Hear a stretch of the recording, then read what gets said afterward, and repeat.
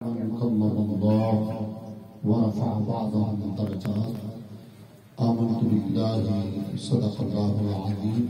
تمام احباب نہایت ذوق و شوق محبت الفت کے ساتھ آقا مولا مدنی تاجدار فخر وجدات شاہی ارض و سما بے قسم کے سہارا سید الانبیاء محبوب کبریا حضرت محمد مصطفیٰ صلی اللہ تعالی علیہ وآلہ وسلم کے رکن دربار عالیہ میں ہدیہ اسلام السلام علیکم. الصلاۃ والسلام علیک یا رسول اللہ، الصلاۃ والسلام علیک یا حبیب اللہ، الصلاۃ والسلام علیک یا نبی اللہ وعلى آلك وأصحابك يا نور الله.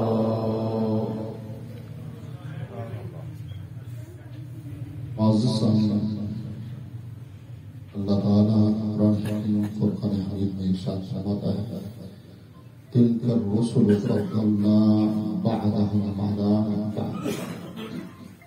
یہ وہ رسول ہیں کہ جن کو ہم نے بعض کو بعض پر فضیلت دی. اور آگے فرمایا بعض کے ساتھ اللہ تعالیٰ نے کلام فرمایا اور فرمایا ورفع بعضهم درجات، اور بعض کو درجوں بلند کیا، بعض کے مراتب کو بلند کیا. علماء نے تفسیر میں لکھا ہے کہ یہاں ورفع بعضهم درجات سے مراد محمد مصطفیٰ صلی اللہ علیہ وسلم کی ذات ہے کہ اللہ تعالیٰ نے حضور اکرم صلی اللہ علیہ وآلہ وسلم کو سب انبیاء سے اعلیٰ مقام عطا فرمایا. یہاں تک کہ جتنے بھی فضائل پچھلے انبیاء کو دیے تھے، جتنے بھی معجزات پچھلے انبیاء کو دیے، جتنے بھی کمالات پچھلے انبیاء کو دیے، تو سب کے سب دامن مصطفیٰ میں جمع ہوئے. اور انبیاء کرام علیہ السلام کو جو ملا وہ مصطفیٰ کریم علیہ السلام کو ملا، اور آقا علیہ السلام کو رب کائنات نے وہ کمالات بھی دیے جو پچھلے انبیاء کو ملے. تو حضور اکرم صلی اللہ تعالی علیہ وسلم کہ ذات مبارک صفات وہ ذات ہے کہ جس میں اللہ تعالیٰ نے سارے کے سارے کمالات جمع کر. یعنی اگر ہم یہ کہیں کہ رب تعالیٰ کی ذات کے بعد اگر کوئی کامل ترین ذات ہے تو وہ ذات مصطفیٰ صلی اللہ علیہ وسلم، جہاں نقص کی بھی کوئی گنجائش نہیں. حضور اکرم صلی اللہ علیہ وسلم کی وضاحت ہے. تو آقا علیہ السلام کو مختلف اعتبارات سے دیگر انبیاء پر فضیلت دی گئی. اگر ہم یہ دیکھیں کہ حضور اکرم صلی اللہ علیہ وسلم کو معجزات کے اعتبار سے انبیاء پر فضیلت ملی، تو حضرت آدم علیہ السلام کو جب اللہ تعالیٰ نے معراج کروائی تو آدم علیہ السلام کی معراج یہ تھی وَعَلَّمَ آدَمَ الْأَسْمَاءَ كُلَّهَا. آدم علیہ السلام کو اللہ تعالیٰ نے ساری چیزوں کے نام سکھائے، اور یہ علم نے حضرت آدم کی معراج کی. لیکن حضور اکرم صلی اللہ علیہ وسلم کی جب باری آتی ہے تو حضور اکرم صلی اللہ علیہ وسلم کو رب کائنات نے اولین و آخرین کا علم عطا کر کے معراج کروانا چاہی، تو پھر اپنے پاس بلایا، لا مقام پر بلا کر اپنا دیدار کروایا، اور دیدار کروا کے علم کتنا دیا؟ فرمایا فَأَوْحَىٰ إِلَىٰ عَبْدِهِ مَا أَوْحَىٰ، کہ اپنے بندے کی طرف رب نے وہ وحی کی جو نہیں، یعنی اس تک کوئی پہنچ ہی نہیں سکتا کہ کیا وحی. واضح سامعین، حضور اکرم صلی اللہ تعالی علیہ وسلم کو معراج بھی تو اعلیٰ ترین معراج کہ کسی نبی کو بھی رب تعالیٰ نے اپنا دیدار نہیں کروایا، یہاں تک کہ موسیٰ علیہ السلام نے مطالبہ بھی کیا، کیونکہ جو بندہ کسی کا کلام سنتا ہے نا تو خواہش تو پیدا ہوتی ہے نا یار دیدار تو کرو۔ موسیٰ علیہ السلام کو ایک طور پہ جاتے تھے، رب تعالیٰ سے ہم کلام ہوتے تھے، ایک بار عرض کر دی کہ مولا دیکھنا چاہتا ہوں، رب تعالیٰ نے فرمایا لن ترانی، موسیٰ تو ہرگز نہیں دیکھ سکتا۔ علماء نے لکھا ہے اس کی تفسیر میں، قیامت قائم ہونے کے بعد جب جنتی جنت میں چلے جائیں گے تو جنتیوں کو سب سے بڑا انعام جو ملے گا وہ رب تعالیٰ کا دیدار ہے، کہ رب کائنات انہیں اپنا دیدار کروائے گا۔ تو علماء نے فرمایا کہ جب ہر مومن کے لیے ممکن ہے کہ وہ جنت میں رب تعالیٰ کا دیدار کرے تو پھر موسیٰ علیہ السلام کو منع کیوں کیا گیا؟ کیا موسیٰ تو نہیں دیکھ سکتا؟ حالانکہ رب چاہتا تو دکھا دیتا، لیکن منع اس لیے کیا گیا کہ حضور اکرم صلی اللہ علیہ وسلم جس طرح حضور کو فرمایا گیا کہ انا حکم آپ فرما دیجئے کہ انا افضل المسلمین، کہ میں اسلام لانے والوں میں سے سب سے پہلا ہوں جو مسلمان ہوا، یعنی حضور سے پہلے کوئی مسلمان نہیں تھا، سب سے پہلے حضور مسلمان تھے۔ کیوں؟ اس لیے کہ علماء نے لکھا ہے کہ جب رب نے عالم ارواح میں الست بربکم کہا تھا تو سب سے پہلے روح محمدی کو روکی تھی، بنا کہ مولا کیوں نہیں تو ہی ہمارا رب ہے۔ اس کے بعد تمام عالم ارواح نے روح محمدی کی آواز سن کر کہا تھا۔ اس لیے رب تعالیٰ نے حضور کو حکم دیا کہ محبوب آپ فرمائیں کہ آپ سب سے پہلے مسلمان ہیں، کہ سب سے پہلے آپ نے ہی اللہ تعالیٰ کی وحدانیت کو قبول کیا۔ تو جب حضور سب سے پہلے مسلمان تھے تو دیدار کرنے کے اعتبار سے بھی حضور سب سے پہلے تھے، تو رب نے نہیں چاہا کہ جب تک میرا محبوب میرا دیدار نہ کر لے میں کسی اور کو دیدار کروں، اس لیے منع کر دیا کہ اے موسیٰ جب تک میرے نبی نے میری زیارت نہیں کی اس وقت تک آپ میرا دیدار نہیں کر سکتے۔ لہذا کیونکہ حضور اس وقت تشریف فرما نہیں تھے، حضور صلی اللہ علیہ وسلم کا جو زمانہ تھا وہ بعد میں آنے والا تھا، تو موسیٰ علیہ السلام کو یہ کہہ کے لن ترانی آپ نہیں دیکھ سکے، ایک تجلی کوئی دور پر رب تعالیٰ نے ڈالی جس کو موسیٰ علیہ السلام نے دیکھا، اور موسیٰ علیہ السلام غش کھا کے گر گئے اور پہاڑ ریزہ ریزہ ہو گیا۔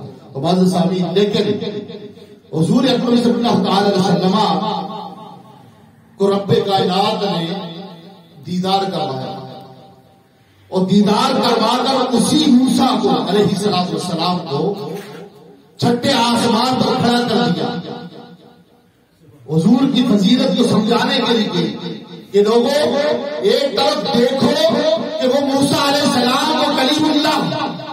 وہ کلیم اللہ کہ جن کا مقام اولو العزم تعامل میں سے ہے، وہ میرا دیدار نہیں کر سکے، اور دوسری طرف میرے مصطفیٰ کریم علیہ السلام کو دیکھو کہ 9 مرتبہ جب نمازیں لے کر آئے نا حضور صلی اللہ علیہ وسلم، تو ایک مرتبہ آئے تو موسیٰ علیہ السلام سے پھر بھیجا کہ حضور واپس چلے جائیں، یہ لوگ نماز پڑھیں گے نہیں، 50 نمازیں نہیں پڑھیں، 50 ہوتی تو پھر کیا ہوتا ہے، آئے تو 5 پڑھنا ہمارے اوپر بھاری پڑتا ہے، اور پھر میری یہ کشمیری قوم یہ تو بس میں نظر نہیں آتی۔ میں ابھی بہت ساروں کو دیکھ رہا تھا، میں نے کہا کہ میں سمجھا کہ شاید آپ گاؤں چلے گئے ہو، آپ یہاں مسجد میں تو نظر نہیں آتی، تو ایک تعداد ہے ہمارے، کشمیری ہوں، ہزارے ہوں، یا میاں والی ہوں، یا بس یعنی ہم سنی مسلمان ہیں، تو ہماری تعداد ہے کہ جن کو پتہ نہیں مسجد سے الرجی ہے یا کیا ہے، مسجد میں نظر نہیں آتی، نمازوں میں نظر نہیں آتی۔ تو 50 نمازیں کہاں تھی؟ اگر 50 ہوتی تو پھر شاید جو نظر آتے ہیں وہ بھی نظر نہ آتے، جو نظر آتے ہیں وہ بھی نظر نہ آتے۔ تو آپ نے کہا کہ حضور ہمیں امتوں کا تجربہ ہے، یہ نہیں پڑھتے نماز، زیادہ آپ چلے جائیں کچھ کم کر پائے۔ تو آقا علیہ السلام نے 9 چکر لگائے۔ بھائی رب تعالیٰ چاہتا تو پہلے ہی 5 ہی دے دیتا ہے کہ حضور پڑھنی تو 5 ہی ہے، پڑھنی تو 5 ہی ہے، یہی لے جاؤ، لیکن علماء نے فرمایا کہ اس کی حکمت تھی کہ رب تعالیٰ بتانا چاہتا تھا کہ اے موسیٰ تم میری ایک تجلی برداشت نہیں کر سکتے. یہ محمد مصطفیٰ کو دیکھو کہ ایک بار نہیں 9 بار میرا دیدار کر کے واپس تمہارے پاس 9 بار حضور صلی اللہ علیہ وسلم رب تعالیٰ کی زیارت کر کے رب تعالیٰ کا دیدار کر کے آتے ہیں. اور یہ یاد رکھیے کہ آقا علیہ السلام کو 34 مرتبہ معراج ملا. 34 مرتبہ آقا علیہ السلام کو معراج ہوئی. یہ معراج جو 34 مرتبہ حضور کو ہوئی نا، یہ کسی اور نبی کو نہیں ملی. کیوں؟ اس لیے کہ ورفع بعدہ درجات. کہ محمد مصطفیٰ صلی اللہ علیہ وسلم وہ ذات ہیں کہ جن کو آقا علیہ السلام نے ہر جہت سے انبیاء پر بلند کیا، انبیاء پر مقام و مرتبہ، انبیاء پر رفعت و کمال کی. اور پھر علماء نے یہ بھی لکھا ہے کہ آقا علیہ السلام کو اس جہت سے بھی کمال ملا ہے اور انبیاء پر رفعت اور بلندی ملی ہے کہ حضور اکرم صلی اللہ علیہ وسلم کے ذکر کو رب تعالیٰ نے بلند کیا. رب تعالیٰ نے فرمایا وَرَفَعْنَا لَكَ ذِكْرَكَ، اے محبوب ہم نے آپ کے لیے آپ کے ذکر کو بلند کر دیا. اب ذکر کی بلندی کتنی ہے؟ ذکر کی بلندی کتنی ہے؟ حضرت آدم علیہ السلام کہتے ہیں، حضرت شیس علیہ السلام کے پاس جاتے ہیں، وہ کہتے ہیں کہ شیس میرے بعد یہ نبوت تمہیں عطا کی جائے گی اور جب تمہیں یہ عہدہ ملے تو اس کو صحیح طریقے سے نبھانا، اور جب جب تم اللہ کا ذکر کرو تو احمد مصطفیٰ کا بھی ذکر کرو. انہوں نے پوچھا کہ حضور یہ کون ہے؟ تو کہا کہ میں جب جنت میں گیا تو میں نے جنت کے ہر پتے پر محمد مصطفیٰ کا ذکر دیکھا. میں نے حور و غلبہ کو دیکھا تو حور و غلبہ کی پیشانیوں پر محمد مصطفیٰ کا نام دیکھا. کہا میں نے سدرۃ المنتہا کو دیکھا تو سدرۃ المنتہا کے ہر پتے پر محمد مصطفیٰ کا نام دیکھا. کہا کہ میں نے جب آنکھ کھولی تو عرش معلیٰ پر لکھا ہوا محمد مصطفیٰ کا نام دیکھا ہے. تو کہا شیس جب جب تم اللہ تعالیٰ کا ذکر کرو تو ساتھ محمد مصطفیٰ کا بھی ذکر کرنا، کیونکہ یہ وہ ذکر ہے جس کا ذکر فرشتے بھی کرتے ہیں. حضور اکرم صلی اللہ علیہ وسلم کے ذکر کو رب کائنات نے اتنا بلند کیا کہ جنت پیدا کرنے کے بعد ہر جگہ نام مصطفیٰ کے پوسٹر لگا. جنت میں کوئی بھی گھر ایسا نہیں ہے جہاں لا الہ الا اللہ محمد رسول اللہ لکھا ہوا. جنت میں کوئی بھی درخت ایسا نہیں ہے کہ جس کے پتوں پر اللہ اور اس کے رسول محمد صلی اللہ علیہ وسلم کا نام نہ لکھا ہو. ہر جگہ یہاں تک کہ حور و غلبہ کی پیشانیوں پر بھی محمد مصطفیٰ صلی اللہ علیہ وسلم کا نام لکھا ہوا. بعض لوگ کہتے ہیں کہ یار یہ سنی تو بڑا بڑھا دیتے ہیں حضور صلی اللہ علیہ وسلم کے ذکر. اور جس کے ذکر کو خود رب نے بڑھایا ہے اس کو کوئی گھٹا سکتا ہے؟ اس کو گھٹا سکتا ہے؟ آپ نماز میں کھڑے ہو، نماز میں کھڑے ہوئے آپ نے نماز پڑھنا شروع کر دی. آقا علیہ السلام کے تصور کے بغیر نماز پڑھنا ہی ممکن نہیں. آپ کھڑے ہوں گے تو تصور آئے گا کہ بھائی میں آپ بلند کر رہا ہوں. کیوں؟ قرآن میں تو نہیں ہے. پھر رفع دین تو قرآن میں نہیں ہے نا کہ آپ نے بلند کرنا ہے. قرآن میں اتنا ہے اقیموا الصلاۃ، نماز قائم کرو، ورکعوا رکوع کرو، واسجدوا سجدہ کرو، قوموا للہ قانتین کھڑے ہو جاؤ اللہ تعالیٰ کے حضور. لیکن کھڑے ہونا کس طرح ہے یہ ذات مصطفیٰ سے پتہ چلتا ہے. رکوع کیسے کرنا ہے یہ ذات مصطفیٰ سے پتہ چلتا ہے. سجدہ کیسے کرنا ہے یہ ذات مصطفیٰ سے پتہ چلتا ہے. تو گویا رب کائنات نے اپنی عبادتیں خاص، نماز جو ہے نا یہ رب تعالیٰ کی خاص عبادت ہے. یہ مومن کی معراج ہے. الصلاۃ معراج المؤمن، یہ مومن کی معراج ہے. اس عبادت خاص کے طریقے کو رب چاہتا تو قرآن میں بیان کرتے تھے، لیکن نہیں. کیا کیا؟ اس عبادت کو بھی حضور صلی اللہ تعالی وسلم کی اتباع میں کہ جس طرح حضور نے نماز پڑھی اس طرح تم پڑھو گے تو تمہاری نماز ہو جائے گی، تمہاری عبادت ہو جائے گا، تمہارا سجدہ ہو جائے گا، تمہارا رکوع ہو جائے گا، تمہارا قیام ہو جائے گا. حضور کی اتباع میں تم نے پڑھنی ہے. لیکن نماز جب آپ اختتام کی طرف لے جاتے ہیں، آپ اور میں سب کہتے ہیں السلام علیکم ایھا النبی، اے نبی آپ پر سلام. کیا پڑھتے ہیں؟ اے نبی آپ پر سلام ہو. اور جمعے کے بعد کھڑے کہ یا نبی السلام علیکم پڑھے تو بعض لوگ کہہ دیتے ہیں یہ تو بدعت ہے، یہ تو شرک ہے، تو کیسے پڑھتے ہیں آپ؟ خود نماز میں رب کائنات نے اس کو رکھا ہے کہ ہر نمازی اس کی نماز ہی کمپلیٹ نہیں ہو سکتی. تحیات کے بارے میں عبداللہ بن مسعود اور عبداللہ بن عباس رضی اللہ تعالیٰ عنہ کی روایت ہے. آپ فرماتے ہیں کہ ہمیں تحیات کی تعلیم اس طرح دی گئی جیسے قرآن کی تعلیم دی جاتی ہے، جیسے قرآن کی تعلیم دی جاتی تھی اس طرح تعلیم دی گئی. تو تحیات کا ایک حرف پڑھنا واجب ہے. وہی اگر ایک حرف بھی چھوڑ دے نا اس کا واجب ترک ہو جاتا ہے، نماز واجب اعادہ ہو جاتی ہے. تو جس نے السلام علیکم ایھا النبی چھوڑ دیا تو اس کی تو نماز ہی نہیں ہوگی، اس کی نماز ہی نہیں ہوگی. تو رب کائنات نے اپنی نماز میں حضور صلی اللہ علیہ وسلم پر سلام بھجوا کر یہ بتا دیا کہ مصطفیٰ کریم علیہ السلام کا ذکر ہر جگہ بلند ہے کہ تمہیں عبادت خدا میں بھی مصطفیٰ کریم علیہ السلام کا ذکر ملے گا. اور پھر جب یہ آیت مبارکہ اتری تو ان اللہ و ملائکتہ یصلون علی النبی، تو صحابہ نے عرض کی کہ یا رسول اللہ صلی اللہ علیہ وسلم یہاں دو چیزوں کا حکم ہے. ایک تو سلام کا، تو سلام تو آپ نے تحیات میں سکھا دیا السلام علیکم ایھا النبی. ہمیں یہ بتائیں کہ ہم درود کیسے پڑھیں. بعض لوگ اس کو لے کر وہ کہتے ہیں کہ جی درود ابراہیمی افضل ہے تو یہی پڑھنا چاہیے. حالانکہ ایسا نہیں ہے. درود ابراہیمی افضل ہے نماز میں پڑھنے کے لیے. کیوں؟ اس لیے کہ نماز میں سلام پہلے آ گیا، نماز میں سلام پہلے آ گیا السلام علیکم ایھا النبی، اور درود رہ گیا تھا. تو پھر صحابہ نے پوچھا یا رسول اللہ صلی اللہ علیہ وسلم سلام تو ہم پڑھتے ہیں، اب بتائیں کہ درود کیسے بھیجیں آپ پر. تو آپ علیہ السلام نے فرمایا یوں پڑھا کرو اللہم صلی علی محمد وعلی آل محمد کما صلیت علی ابراہیم وعلی آل ابراہیم انک حمید مجید. تو یہ فرمایا. تو اس سے یہ پتہ چلتا ہے کہ نماز جیسی اعلیٰ عبادت میں بھی رب کائنات نے اپنے ذکر کے ساتھ محمد مصطفیٰ کا ذکر رکھا. اور پھر صرف اسی پر اکتفا نہیں کی. صحیح بخاری شریف کی حدیث ہے ان اللہ و ملائکتہ یصلون علی النبی کی تفسیر کہ رب تعالی حضور پر درود کیسے بھیجتا ہے.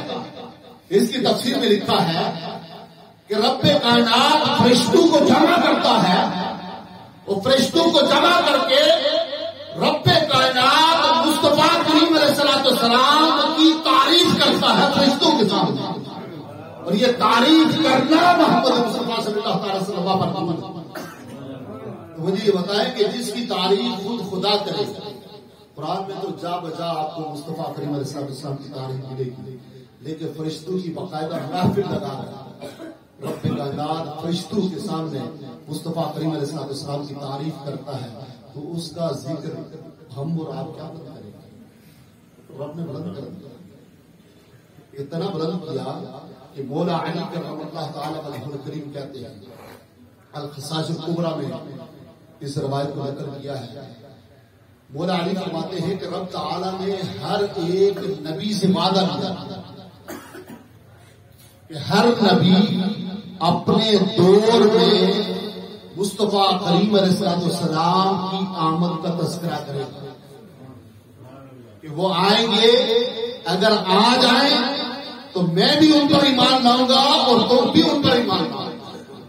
یہ ہر نبی نے تذکرہ کیا. تو گویا انبیاء کی ڈیوٹی لگ گئی تھی کہ تم نے ذکر مصطفیٰ کرنا ہے، تم نے ذکر مصطفیٰ صلی اللہ علیہ وسلم کرنا ہے. تو حضور صلی اللہ علیہ وسلم کی یہ شان ہے کہ جو لوگ حضور کا ذکر کرتے ہیں رب تعالیٰ ان کو بلند کر دیتا ہے، ان کو بلند کر دیتا ہے. بھائی قصیدہ بردہ تو آپ کو تقریباً ہر ایک کو 2-4 اشعار میں یاد ہوتی ہیں، مولا یا سندی و سندی دائمان ابانا۔ قصیدہ بردہ لکھنے کی جو وجہ بنی امام بوصیری کی، تو آپ کو فارج کرتے ہیں، علاج کروانے کے باوجود بھی جب آپ سنبھل نہ سکتے تو آپ نے نعتیہ کلام لکھا، یہی قصیدہ۔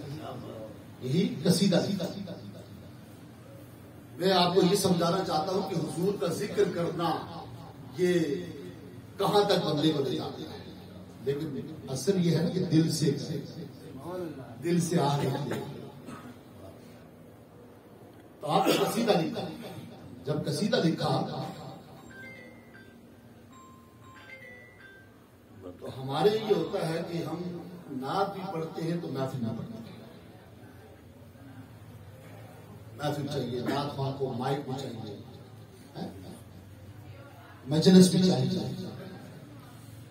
لیکن امام بوصیری نے لکھ کر کسی کو نہیں بتایا، اپنے سرانے کے نیچے رکھ کر سو گئے۔ کیوں؟ اس لیے کہ وہ صرف حضور کے لیے لکھا تھا، وہ حضور کے لیے لکھا تھا، تو نعت کبھی تنہائی میں نہیں پڑھنی چاہیے کہ بندہ صرف گوشائے تنہائی میں ہو اور حضور کی یاد میں مگن ہو، صرف مصطفیٰ کریم علیہ السلام کا تصور جمائے، روزے کے سامنے بیٹھنے کا تصور جمائے اور پھر حضور کی تعریف کرے۔ اور جب اس طرح ایک عاشق رسول تعریف کرتا ہے تو کبھی امام بوصیری کی طرح اس پر کرم ہو جاتا ہے اور کبھی امام احمد رضا کی طرح کرم کر دیا۔ امام بوصیری نے بھی تکیے کے نیچے رکھ دیے، سو گئے۔ رات کو خواب میں آقا علیہ السلام تشریف لائے۔ اب یہاں سمجھیے گا، بہت سارے لوگ آج اس طرح کی باتیں کرتے ہیں، حضور صلی اللہ تعالی وسلم کو کیا پتا، مر کے مٹی میں مل گئی، یا پھر بعض معاذ اللہ کرنے کے بھائی آقا علیہ السلام کو تو دیوار کے پیچھے کبھی حضور علم غیب نہیں جانتا، اس طرح کی باتیں کی جاتی ہیں، حضور علم غیب نہیں جانتا، لیکن یہ صرف آپ کے ساتھ کریں گے، عوام کے ساتھ ان کو اگر پتا ہو نا کہ سامنے بندہ کچھ علم رکھتا ہے تو بول بھی بند ہو جاتی ہے۔ میرے ساتھ بھی ایک مرتبہ ہوا کہ میں راول منڈی سے آ رہا تھا، تو ایک صاحب، میں ویسے سفر میں سندھی ٹوپی پہنتا ہوں، تو ٹوپی پہنی ہوئی تھی تو اتار کے میں نے رکھ دی، تو یوں ننگے سر ہی تھا، سیٹ پہ بیٹھا ہوا آدمی ریلیکس ہو کے، تب وہ ایک صاحب ساتھ میں بیٹھ گیا، تو اسی طرح کی انہوں نے بات چھیڑ دی۔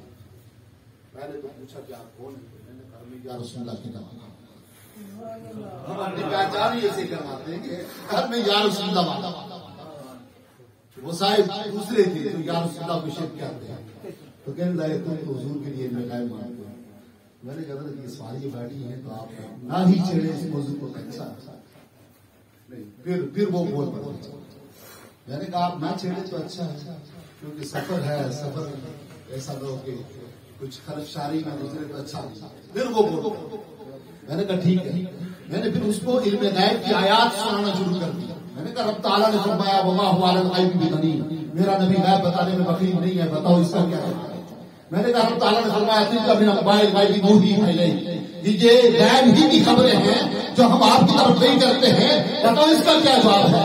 میں نے کہا رب فرماتا ہے عالم الغیب فلا یظہر علی غیبہ احد الا من ارتضی من رسول، کہ غیب جاننے والا اللہ ہی ہے، مگر رسولوں میں سے جسے چاہتا ہے غیب بتا کر دیتا ہے، اس کا کیا جواب ہے؟ اب وہ جو سوالیہ بیٹھی تھی نا تو وہ کہنے لگی کہ مولوی صاحب کہہ رہے تھے تم چپ کر کے بیٹھو، اب جواب دو۔ پورے سفر میں بندے کی بولتی بند۔ اس لیے یاد رکھو، اگر آپ سنی ہو تو پھر آپ کو اپنے عقیدے پہ دلائل کچھ نہ کچھ تو یاد ہونا، کچھ نہ کچھ یاد ہونا۔ اور یاد رکھو آج سے 100 سال پہلے چلے جاؤ، آپ کو کسی بھی گھر میں سنیت کے علاوہ کچھ نہیں ملتا ہے، سنیت کے علاوہ۔ سلطنت عثمانیہ جب ختم ہوئی نا تو یہ باقاعدہ ان لوگوں کو لایا گیا اور اس پر پورا وہ معاہدہ ہوا اور اس پر پورے پروگرام چلے ہیں ٹی وی پہ کہ کس کو کتنا فنڈ دے کے لایا گیا ہے اور کیا ہوا. باقاعدہ آپ کے عقیدے کو خراب کرنے کے لیے آل سعود کو لایا گیا اور وہاں محمد بن عبد الوہاب نجدی نے کتاب التوحید لکھی اور اس کا ترجمہ بر صغیر میں اسماعیل دہلوی نے تقویت الایمان کیا، تقویت الایمان کے نام سے کیا. تو اس کے بعد یہ پھر تواریخ شروع ہوئی، ورنہ پہلے سارے ہی امام بصیری کو ماننے والے، سارے امام بصیری کا قصیدہ پڑھنے والے انہوں کہنے والے تھے کہ اگر حضور اکرم صلی اللہ علیہ وسلم کو امتی بے حال ہو کر پریشانی کے عالم میں اپنی مشکلات میں اگر مصطفیٰ کریم علیہ السلام کو پکارے تو مصطفیٰ تو سے خبر ہی نہیں ہوتی، بلکہ مصطفیٰ کریم علیہ السلام اس کی داد رسی کرنے کے لیے خود تشریف آئے. پہلے سب کا نظریہ یہی ہوتا، پہلے سب کا نظریہ یہی ہوتا. والد صاحب امام بصیری جیسا اتنا بڑا عالم کوئی قصیدہ لکھ کر اپنے سرانے کے پاس رکھ کر سو جاتا ہے. ارے کس نظریے سے سویا تھا؟ اس نظریے سے سویا تھا کہ جہاں حکمت ختم ہو جاتی ہے وہاں میرے مصطفیٰ پہل بنتے ہیں، جہاں ڈاکٹر لا علاج کر دیتے ہیں وہاں میرے مصطفیٰ کریم علیہ السلام کا قصیدہ علاج بن کے اتر آتا. تو وہاں آپ نے جب سو گئے تو سوئے تو قسمت جاگ گئی. حضور اکرم صلی اللہ علیہ وسلم تشریف لائے تو آپ نے فرمایا کہ بصیری قصیدہ تو پڑھو جو لکھا ہے. حضور کو بتانے کی ضرورت نہیں ہے، پر ہمارا عقیدہ وہ نہیں. ایک مولوی صاحب نے لکھا جی آقا علیہ السلام کو خواب میں ہم نے دیکھا تو اردو بول رہے. پوچھا کہ یار صلی اللہ علیہ وسلم آپ کو اردو کہاں سے آ گئی؟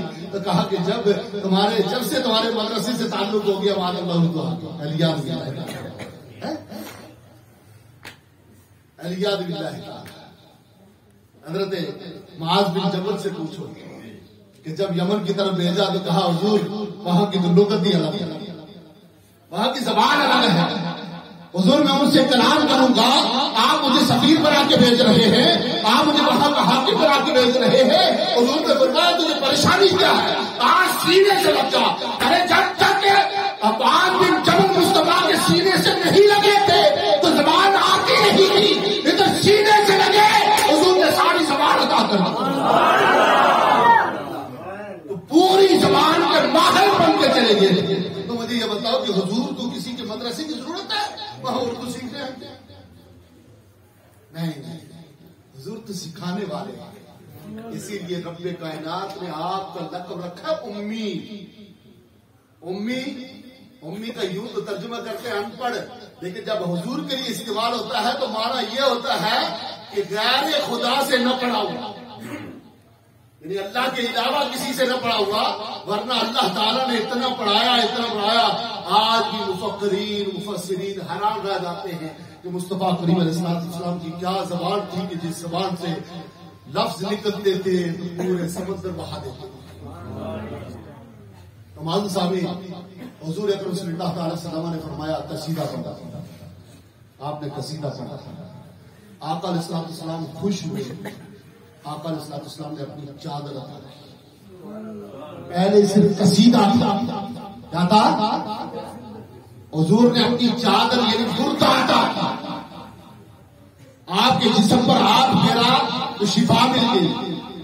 صبح امام بصیری اٹھے تو وہ بردا آپ کے پاس موجود تھی، چادر آپ کے پاس موجود تھی. آپ تو فجر کو نہیں اٹھتے نا. امام بصیری نے سب سے پہلا کام اٹھنے کے بعد یہ کیا کہ وہ تہجد کی نماز پڑھنے کے لیے مسجد کی طرف روانہ ہو.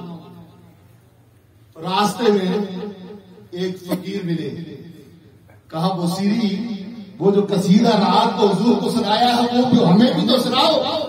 کہا آپ کو کیسے پتا چلا؟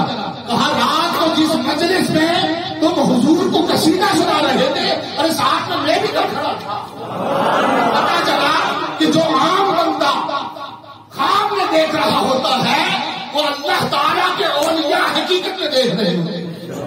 یہی وجہ ہے کہ عبد القادر جیلانی رضی اللہ تعالیٰ عنہ ایک مجلس میں تھے, آپ باز کر رہے تھے, اچانک آدھ باندھ کر کھڑے ہو گئے, باز بند کر دیا. سامنے ایک غریب بیٹھے ہوئے, وہ نیند کی کیفیت میں چلے گئے, نیند کی کیفیت میں چلے گئے.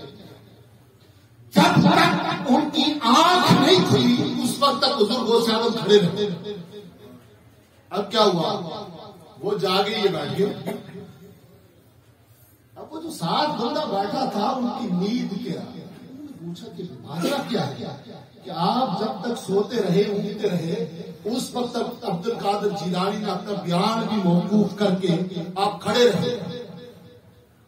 کہا دراصل میں نے خواب میں آقا علیہ الصلوۃ والسلام کی زیارت کی.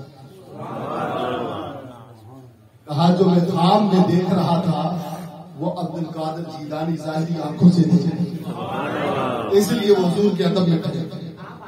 تو اولیاء کرام کا مقام بہت بلند ہے.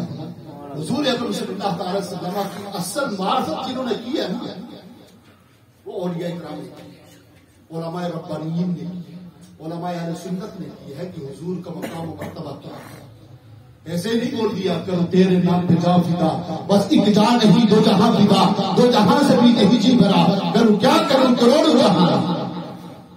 یہ علماء ربانیین تھے کہ جنہوں نے حضور صلی اللہ تعالی وسلم کی صحیح معنوں میں معرفت حاصل کی, اور معرفت حاصل کر کے پھر امت میں آج, یعنی اگر آپ میں عشق رسول کا صدقہ ہے تو وہ علماء ربانیین کا صدقہ ہے کہ آپ کے دلوں میں عشق رسول ہے.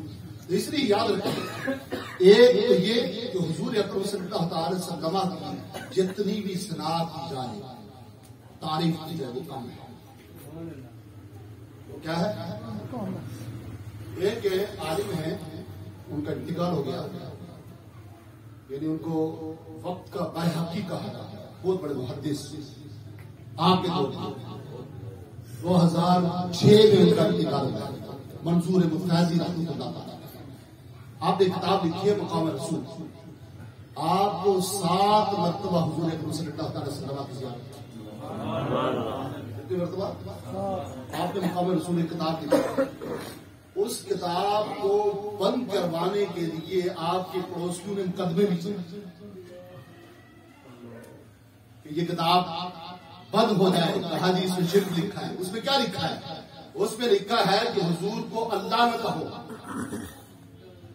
الہ نہ کہو, اللہ نہ کہو, معبود نہ کہو, باقی جو بھی صفات ہیں حضور کے لیے آپ ثابت کرنا چاہو تو حضور کے لیے پہلے سے ثابت کرو.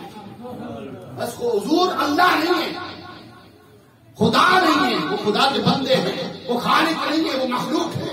تو بس باقی جو بھی صفات کہ حضور کو علم بھی ہے, حضور دیکھتے بھی ہیں, حضور جانتے بھی ہیں, حضور آپ کے حالات میں ملاحظہ کرتے ہیں, جو صفات کرنا چاہو, بیان کرنا چاہو حضور کی بیان کرو. یہ خود انہوں نے نہیں لکھا, یہ علماء سب سے نقل کرتے ہوئے انہوں نے اس پر حوالوں کے درجنوں نہیں سینکڑوں حوالے دیے. جو علماء نے یہ لکھا ہے کہ حضور صلی اللہ علیہ وسلم کی تم جتنی بھی تعریف کرو وہ کم ہے, حضور کی جتنی بھی تعریف کرو وہ کم ہے. حضور کا مرتبہ وہ بلند ہے. قلم ختم ہو جائیں گے, قلم لکھ لکھ کر لکھنے والے تھک جائیں, اور اگر سمندر کو اینٹ بنا کر اس سے لکھا جائے تو کہا یہ اینٹ ختم ہو سکتی ہے لیکن مصطفیٰ کریم علیہ السلام کی تعریف ختم نہیں ہوتی, تعریف ختم نہیں ہوتی. اس پر آپ پر مقدمہ دائر کیا گیا. آپ نے جج کے سامنے مناظرہ کیا, جج کے سامنے مناظرہ ہوا, اور جج نے ڈگری دے کر باقاعدہ اس کتاب کو آپ دیکھیں گے تو اس کے پہلے فرنٹ پیج پہ چھپا ہوا ہے کہ یہ کتاب منظور شدہ ہے کہ اس کو چھاپ سکتے ہیں, اس کو چھاپ سکتے ہیں. یہ علماء اہل سنت کا کمال. اس لیے مقام رسول یہ ہے کہ بھائی حضور کو خدا نہ کہو, حضور کو خالق نہ کہو, حضور کو الہ نہ کہو, حضور معبود نہیں ہے. باقی حضور اکرم صلی اللہ تعالی وسلم میں تو مالک ہی کہوں گا, میں تو مالک ہی کہوں گا کہ وہ ہے مالک کے حبیب, کیونکہ محب محبوب میں نہیں ہوتا میرا. وہی پر محبوب ہے میرا تیرا نہیں ہوتا تو حضور اکرم صلی اللہ علیہ وسلم کی یہ شان ہے. اور پھر یہ سمجھے رات کو میرے پاس ایک لڑکا آیا, نوجوان لڑکا, تو کہنے لگا آپ اولیاء کرام کو مانتے ہیں یا وہ اصل مدد کیا دیتے ہیں, یا کوئی الیاس قادری صاحب کا مرید ہے تو کیا آپ تارا مدد کیا دیتے ہیں, یا آپ داتا علی حجویری کے مزار پہ چلے جاتے ہیں تو یوں کیا دیتے ہیں کہ یا داتا مدد. یہ تو شرک کی طرف لے جا رہے ہیں. ان کے ساتھ ایک الیاس قادری صاحب کا مرید بھی تھا.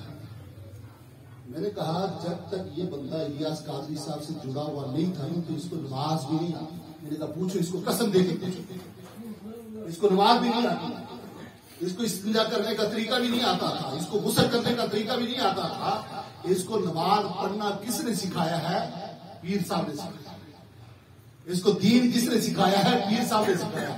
میں نے کہا کہ اولیاء کرام کوئی اپنی عبادت نہیں کراتے, اولیاء کرام ہوتے ہی وہ ہیں جو رب کی معرفت عطا کرتے ہیں. اولیاء وہ ہوتے ہیں جو رب کی معرفت عطا کرتے ہیں. بندہ جب ان کے ساتھ جڑتا ہے تو پھر وہ رب تعالیٰ کے راہ پر, سلوک کی راہ پر چلا دیتے ہیں. میں نے کہا یہ جو یا غوث المدد ہم کہتے ہیں, میں نے کہا یہ تو قرآن سے ثابت ہے بھائی. غیر اللہ کو پکارا جا سکتا ہے, کہاں ثابت ہے؟ میں نے کہا قرآن پڑھو تو پتا چلے گا نا. بھائی عیسیٰ علیہ السلام نبی ہیں, کون ہے؟ مجھے یہ بتاؤ کہ نبی زیادہ جانتا ہے کہ مجھے کس کو کرنا چاہیے یا ہم زیادہ جانتے ہیں؟ نبی ہونے کے باوجود انہوں نے اپنے حواریوں کو مدد کے لیے پکارا. قرآن اس کی تعریف کرتے ہوئے کہتا ہے کہ عیسیٰ علیہ السلام نے کہا, کیا کہا؟ من انصاری اللہ, کہ مجھے بتاؤ کہ اللہ کے لیے میری کون کون مدد کرے گا. حالانکہ توکل تو اگر آپ کہو کہ نہیں یار اللہ سے ہی مانگنا چاہیے تو عیسیٰ علیہ السلام تو کہتے ہیں کہ مولا تو نے نبی بنا کے بھیجا ہے, مجھے غیر سے مانگنے کی ضرورت کیا ہے, میں تو ڈائریکٹ تجھ سے مانگوں گا. میں نے کہا نہیں, عیسیٰ علیہ السلام نے کہا اپنے حواریوں سے من انصاری اللہ, کہ لوگوں بتاؤ تم میں سے میری مدد کون کرے گا. میں نے کہا اگر یہ شرک ہے پھر عیسیٰ علیہ السلام نے شرک کی تعلیم دی. کہنے نہیں یہ تو نہیں ہو سکتا. میں نے کہا یہ قرآن ہے اور تمہیں علم نہیں ہے. تم یوٹیوب سے دین سیکھنا چاہتے ہو, تم فیس بک سے دین سیکھنا چاہتے ہو. دین فیس بک اور یوٹیوب پہ نہیں ہے. وہاں تو ہرا نتو گھرا ہر ایک اپنے دلائل لے کے بیٹھا ہوتا ہے. آپ دلیل سیکھو علماء اہل سنت سے, تمہارے ہر اعتراض کا جواب ملے گا, ہر اعتراض کا جواب ملے گا.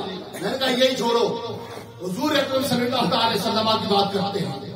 حضور اکرم صلی اللہ علیہ وسلم مجھے یہ بتائیں کہ حضور سے زیادہ توکل اللہ تعالیٰ پر کون رکھ سکتا ہے؟ اللہ تعالیٰ کی معرفت حضور سے زیادہ کون رکھ سکتا ہے؟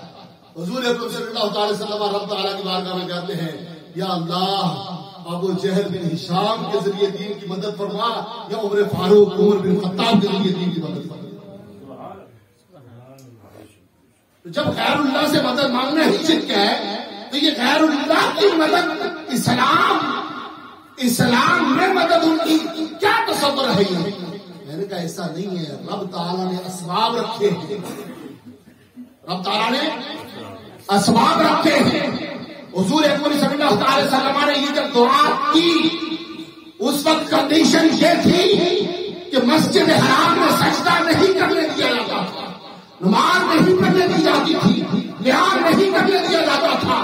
مسجد رب تعالیٰ کی, بیت اللہ شریف سب سے پہلا گھر جو رب تعالیٰ کی عبادت کے لیے بنایا گیا, وہاں جھکنے نہیں دیا جاتا تھا.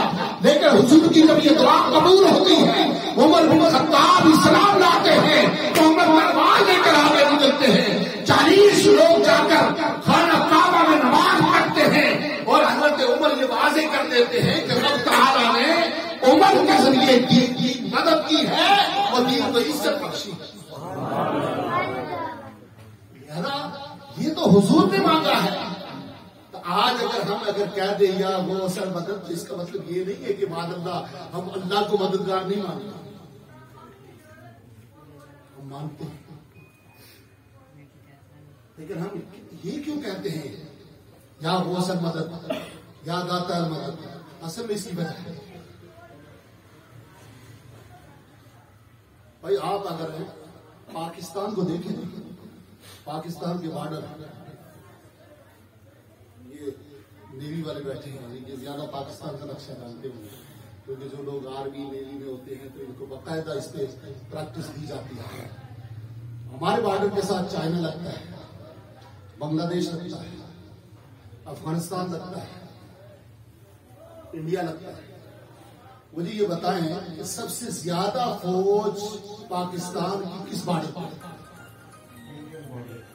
انڈین بارڈر پر۔ کیوں بھائی؟ اس لیے کہ وہاں سے خطرہ ہے، وہاں سے خطرہ ہے، تو جہاں خطرہ ہوتا ہے نا فوج وہاں لگائی جاتی ہے۔ جب لوگوں نے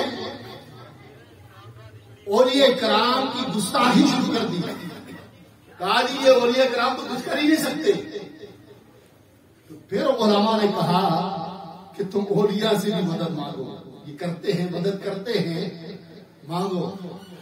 اور خود حضور اکرم صلی اللہ علیہ وسلم نے تعلیم دی کہ جب تم کسی جنگل میں ہو اور تمہاری کوئی شے گم ہو جائے، تم راستہ گم کر دو یا کوئی شے گم ہو جائے تو تم پکارو یا عباد اللہ اعینونی، اللہ کے بندو میری مدد کرو۔ کوئی نظر نہیں آ رہا، کوئی نظر نہیں آ رہا، لیکن تم نے کیا کرنا ہے؟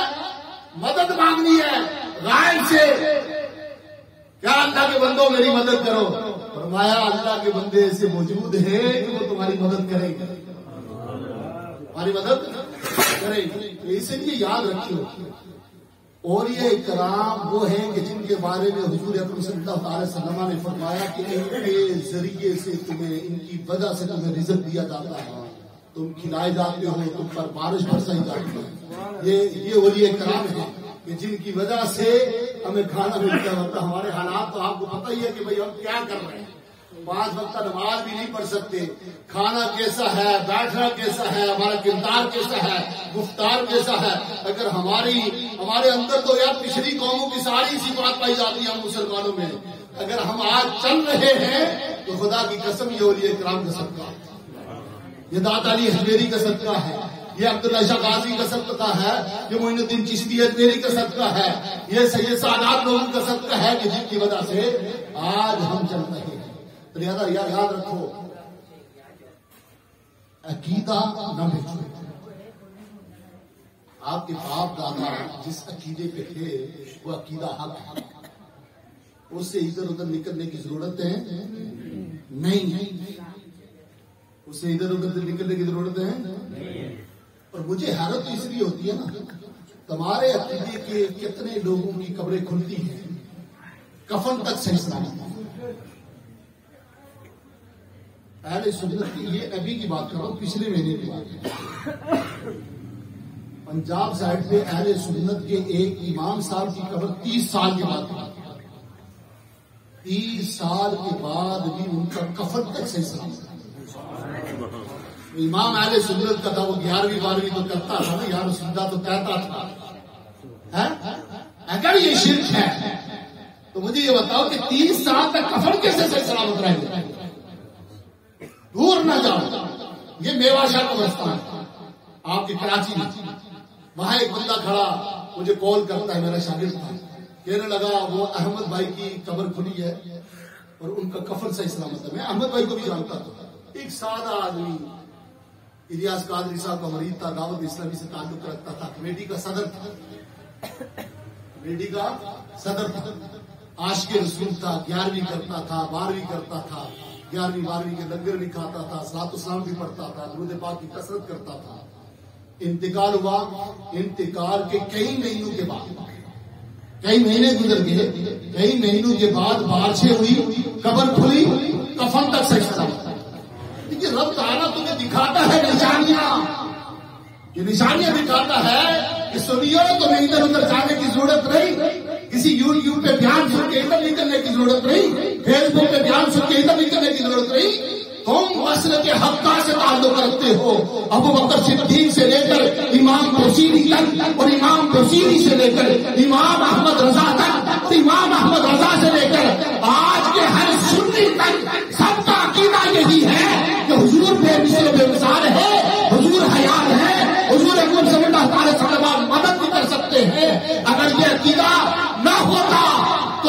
بکر صدیق رضی اللہ تعالیٰ عنہ اپنے جنازے کے لیے یہ نہ کہتے کہ میرا جنازہ جب تیار کر چکو تو تم حضور کے دروازے پہ لے جانا اور کہنا کہ یا رسول اللہ. فخر الدین رازی نے تفسیر کبیر میں اس حدیث کو روایت کیا کہ میرے جنازے کو لے جانا اور کہنا کہ یا رسول اللہ یہ ابو بکر ہے آپ کے پاس دفن ہونا چاہتے ہیں. کہا دروازہ نہ کھولنا, اگر دروازہ کھل گیا اجازت مل گئی تو مجھے وہاں دفن کرنا, ورنہ مجھے جنت البقیع میں دفن کرنا.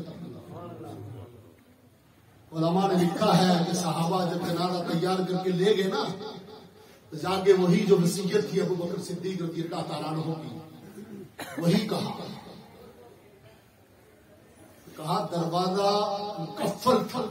کفل کہتے تالا لگا ہوا, کفل لگا ہوا, بند تھا, تالا لگا ہوا تھا. کہا تالا خود بخود کھلا, تالا خود بخود کھلا, دروازہ کھلا. روزے سے آواز آئی کہ حبیب کو حبیب کی طرف داخل کرو, حبیب تو حبیب کا مشتاق ہے. یہ عقیدہ آج کا نہیں ہے. آج یہ مسٹر انجینئر اٹھ کے آ گیا ہے, صحابہ کے عقیدے کو نہیں مانتا, اور آپ بھی اس سے بعض بیچارے ہمارے نوجوان سن کر متاثر ہو جاتے ہیں. وہ بہت سارے جھوٹ بولتا ہے, اس کو سننا ہی حرام ہے. تو جب ایک بندے کو پتہ ہی نہ حدیث کا علم, تو وہ کسی ایسے آدمی کو کیوں سنے کہ جو معاذ اللہ صحابہ پر تان کرے, جو تابعین کے بارے میں کہے کہ یہ تو بہت جھوٹے ہیں, تابعین رچ کے جھوٹ بولتے تھے. یہ اس نے کہا معاذ اللہ علی آدمی کا ہے. اس لیے یاد رکھو اپنے عقیدے کی حفاظت, اور یہ یاد رکھو کہ یہ کہنا کہ جی قبر میں کون سا عقیدہ پوچھا جائے گا یہ غلط ہے. قبر میں سوال ہی عقیدے کا ہوگا. نماز کا سوال قبر میں نہیں ہوگا, وہ قیامت میں ہوگا. عقیدے کا سوال ہوگا, مر ربو کا, تیرا رب کون ہے, تو توحید پر ایمان رکھتا ہے یا نہیں. ماں دینو کا, تو دین کسے مانتا ہے. اب دیکھو نا, صرف مر ربو کا سوال ہوتا تو بہت سارے آ جاتے ہیں, سب کہتے ہیں ہم توحید کو ماننے والے ہیں, ہم تو اللہ کو مانتے ہیں, یہودی بھی مانتے ہیں, نصرانی بھی مانتے ہیں. ماں دینوں کا کہہ کے اسلام کو خاص کر دیا. جو اسلام کے پیروکار ہیں وہ اس سوال کا جواب دے پائیں گے. اور پھر ما کنت تقول فی ھذا الرجل کہہ کے ان کو خاص کر دیا کہ جو حضور اکرم صلی اللہ تعالی علیہ وآلہ وسلم کے عاشق اور حضور صلی اللہ تعالی وسلم کی گستاخی نہ کرنے والے لوگ ہیں. کیونکہ حضور کے بارے میں پوچھا کیا جائے گا, پوچھا جائے گا ما کنت تقول فی ھذا الرجل, تو اپنی زندگی میں حضور کے بارے میں کیا کہا کرتا تھا, یہ پوچھا جائے گا. تو یہ خالص عقیدے کا سوال ہے, خالص عقیدے کا. جو کہے گے بھائی حضور کے بارے میں تو کہتا تھا کہ حضور کو علم غیب نہیں ہے, حضور کو تو دیوار کے پیچھے کا علم نہیں ہے, حضور تو مر کے مٹی میں مل گئے, ہم مٹی میں مل گئے تو تمہاری قبر میں کیسے آئے, یہ کیسے کھڑے ہیں. پوچھا جا رہا ہے ما کنت تقول فی ھذا الرجل. یاد رکھیے, اپنے عقیدے کو مضبوط رکھیں اور اپنے عقیدے سے ذرہ برابر انحراف نہ کریں کہ کہیں ایسا نہ ہو. میں آخری حدیث بیان کرتا ہوں. حضور اکرم صلی اللہ علیہ وسلم نے فرمایا میری امت میں 73 فرقے ہوں گے, ایک ہی جنتی ہوگا. صحیح حدیث مبارکہ, کسی بھی مولوی سے پوچھ لیں وہ جنتی کون ہے.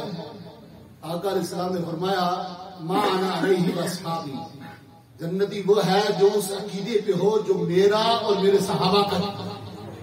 تو ابو بکر کا عقیدہ ہے تو زندہ ہے واللہ, تو زندہ ہے واللہ, میرے چشم عالم سے چھٹ جائے. اللہ تعالیٰ سے دعا ہے کہ اللہ تعالیٰ ہم سب کو عقیدہ حقہ پر زندگی اور عقیدہ حقہ پر بہت نصیب فرمائے. آمین بجاہ نبی.